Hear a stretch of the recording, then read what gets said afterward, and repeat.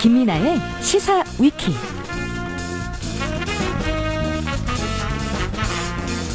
김민아 기자 어서 오십시오. 안녕하세요. 시사 위키 오늘 첫 번째 항목은요? 방금도 얘기했는데 김종필 전 총리에게 훈장을 추서한다는 정부의 방침이 논란이니까요.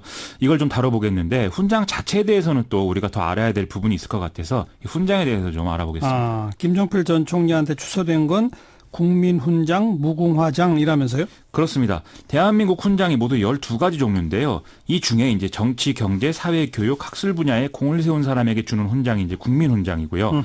이 국민훈장은 다시 무궁화장, 모란장, 동백장, 모련장, 석류장 이렇게 나누어지는데 무궁화장이 이제 최고 등급이라는 것이죠. 그러니까 12분야 가운데 분야는 국민훈장이고 그 가운데 1, 2, 3, 4, 5등급 가운데 1등급이다. 이거군요. 그렇습니다. 국민훈장, 무궁화장 그동안 많은 사람들이 받았다면서요?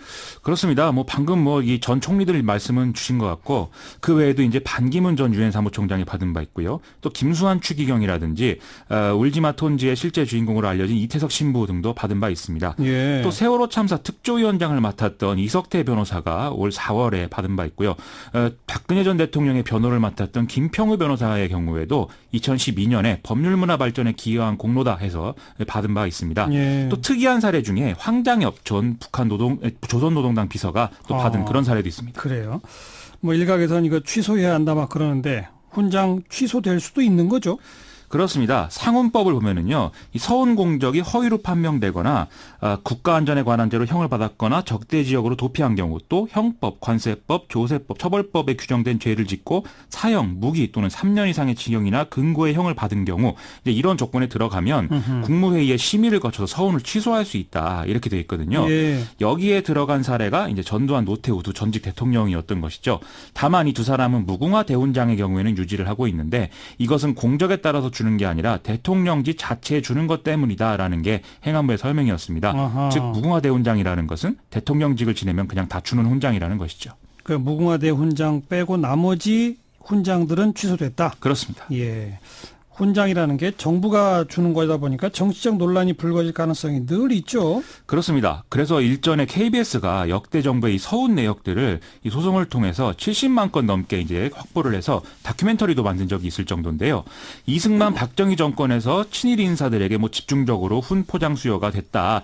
이런 내용들이었고요. 또 5.16 쿠데타나 삼선 개헌 등의 독재의 기틀을 마련한 그런 이제 고위직들에게 훈장을 이제 포상으로 준 경우가 이제 많은데 반대로 민주주의에 기여한 공로로 수여한 서운은 없었다. 이런 사실들도 같이 지적이 됐었습니다. 그 말씀하신 그 다큐멘터리는 방송되기도 어려웠었죠?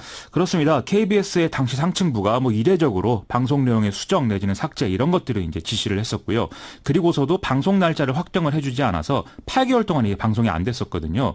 2016년 2월 달에야 비로소 방송이 됐는데 이것도 이제 2부작 다큐멘터리가 당시에 1부작만 방송되는 등의 좀 진통이 계속이 됐었습니다. 예. 그래서 결국 나머지 내용은 탐사 전문 독립 언론 뉴스타파를 통해서 공개가 된 바 있고요.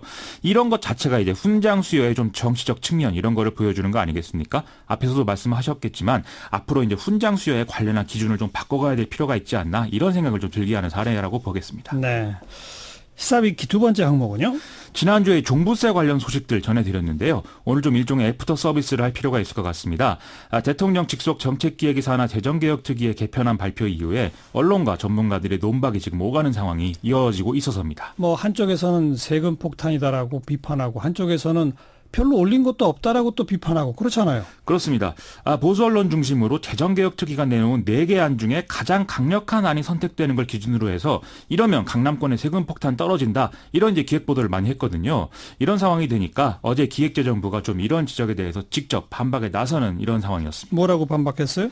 가장 강력한 안인 이 공정시장 가액 비율과 세율을 모두 높이는 방법을 적용을 하더라도 시가 30억 원짜리 주택을 보유한 다주택자를 가정할 경우에 종부세액은 현재보다 최대 59만 원에서 174만 원까지 이 정도의 증가하는 수준에 그친다. 이런 얘기인데요. 예. 이렇게 늘어난 종부세액은 보유주택 시가 대비로 따지면 0.17에서 0.21% 수준이기 때문에 예. 결과적으로 이게 세부담이 급격히 늘어나는 게 아니다라는 설명입니다.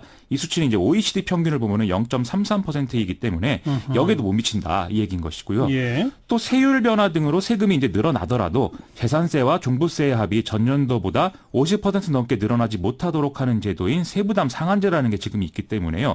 이 실질적인 부담은 더 적을 수밖에 없다라는 게 기재부 설명입니다. 네. 또 일각에선 다주택자들이 이 종부세 때문에 집을 팔 정도는 아니다 이런 반응도 또 있죠. 그렇죠. 대놓고 말하자면 이 정도의 세금 인상폭은 결국 세입자에게 전가하면 되는 수준이다. 뭐 이런 얘기인 건데요. 따라서 임대소득과세가 앞으로 이제 세제 개편안에 포함될 가능성도 있다. 이런 전망도 나오고 있습니다. 그렇죠. 임대소득과세는 정부가 그동안 쭉 추진을 시도해 왔지만 이 반발이 계속 있어서 올해까지 지금 유예된 상태인데요. 내년부터는 14% 세율로 뭐 분리과세 되는데 이 기준이 이제 강화될 가능성이 전망이 되고 있습니다. 하지만 또 뚜껑은 좀 열어봐야 알 수 있겠죠. 네. 자, 또 반대쪽에서는 이거 뭐 거의 올린 거 없다, 맹탕이다 이런 비판도 있죠. 그렇습니다. 뭐 누구는 폭탄이 아니고 뭐 콩알탄 수준에 불과하다 이런 얘기까지 했는데요. 오늘 아침 MBC 라디오에 참여정부에서 정책실장을 지냈던 이정우 경북대 명예교수가 이제 나왔는데요. 이게 이제 큰 방향에서 동의하기가 어렵다. 지금과 같은 형태의 종부세보다는 차라리 국토보유세를 도입을 해서 이걸로 이제 그 토지를 가진 모든 사람에게 세금을 걷고 반대급부로 기본소득을 지급해서 소득 분배를 개선할 필요가 있다. 이런 주장을 내놓기도 했습니다. 또 주진형 전 하나투자증권 대표도 오늘 아침 KBS 라디오에 나와서 정부와는 뭔가 좀 잘못되어 간다는 느낌이다. 결론적으로 뭐 보유세를 별로 안 올리겠다는 거 아니냐 이렇게 비판하기도 했습니다. 왠지 좀 정부가 소극적이다 이런 그 지적이지 않습니까? 그렇습니다. 그 이유는 뭘까요?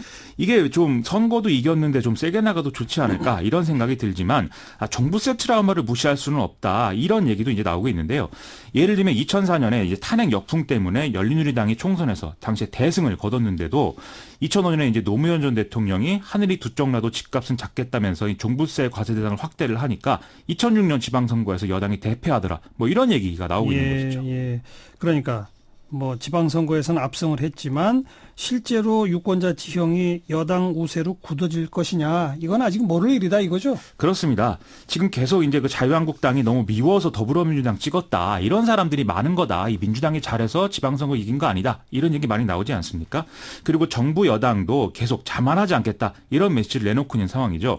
그런데 이제 이런 상황들이 이 자만을 하지 않겠다는 메시지가 누구를 향한 것이냐 이게 의문이 든다 이런 지적으로 이어지고 있는 그런 국면이 되고 있는 거거든요. 예. 지금 종부세뿐만이 아니라 검경 수사권 조정이라든지 주 52시간 근로 또 최저임금 인상 이런 데서 다 후퇴하는 어떤 기류가 있다. 이런 지적이 나올 만한 그런 상황이라는 것이죠. 이게 결국 얘기하자면은 개혁을 원하는 목소리가 또 커야 정부도 부담 없이 개혁을 잘할 수 있는 이런 국면이 또 만들어지는 거 아니겠습니까? 그래서 또 우리 시민들이 관심을 갖고 지켜보고 또 요구할 것은 요구하고 이런 좀 책임성 있는 얘기들이 필요한 상황인 것 같습니다. 네. 자, 시사위키 세 번째 항목은요. 오늘 한겨레 인터넷판에 게임계의 여성차별 문제에 대한 좀 기획 기사가 올라왔는데요. 저도 이제 게임을 참 좋아하는데 이 내용을 한번 소개해 볼까 합니다. 게임계에 어떤 여성 차별이 있다는 겁니까?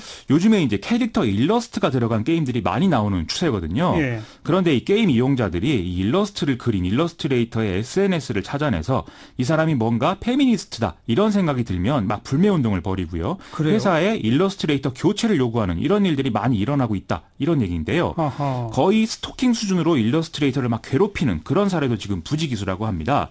이 더 큰 문제는 게임 업계가 이런 이 소비자들의 요구를 들어주는 사례 역시도 같이 늘어나고 있다라는 점이죠. 그래서 일러스트레이터를 교체한다고요? 그렇습니다. 이렇게 교체가 되면은 더 큰 문제가요. 이 작가들이 다른 회사 일도 맡지 못하게 되는 그런 상황이 된다는 것인데요. 예. 지금 게임 소비자들의 경우에는 아무래도 이제 대부분 젊은 남성인 거고요. 또 인터넷 등에서는 페미니즘에 대한 피해의식을 갖고 있는 그런 경우가 많다는 것이죠.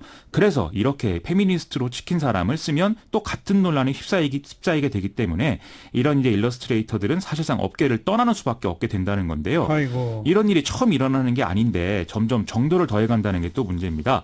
또 게임 회사에 다니는 여성 수습 직원이 SNS에서 이런 좀 회사의 대처를 비판했다가 권고 사직을 당했다. 이런 주장도 지금 보도에 인용돼 있기 때문에 예. 문제가 심각해지고 있다고 말할 수밖에 없는 상황입니다. 게임 업계 내에 이상한 형태의 이 노동권 침해가 심하군요. 그렇습니다. 애초에 일러스트레이터를 지금 전부 외주로 쓰고 있고 쉽게 계약을 해지할 수 있다. 이것부터가 지금 문제의식을 가질 문제인데요. 게임 이용자들이 이 점을 알기 때문에 더 심하게 이제 반발하는 그런 요인도 있다. 이렇게 볼 필요도 있고요. 또 게임 업계 자체가 여성이 소수인 구조다. 이것도 문제의 심각성을 더하고 있는데요. 2016년 기준으로 게임 업계의 여성 종사자 비율은 17.7%밖에 안 된다고 하는 것이거든요. 예. 이 중에서도 취약한 일러스트레이터 등의 직군에 여성들이 몰려 있다고 하는 것이니까 2중 3중으로 지금 문제가 확인되고 있는 그런 상황입니다. 이건 뭐 뾰족한 대책도 좀 잘 눈에 띄지 않는데 그러게 말입니다. 어떻게 해야 될지 모르겠네요. 참 막막한 상황입니다. 수고하셨어요. 고맙습니다. 김민아 기자였습니다.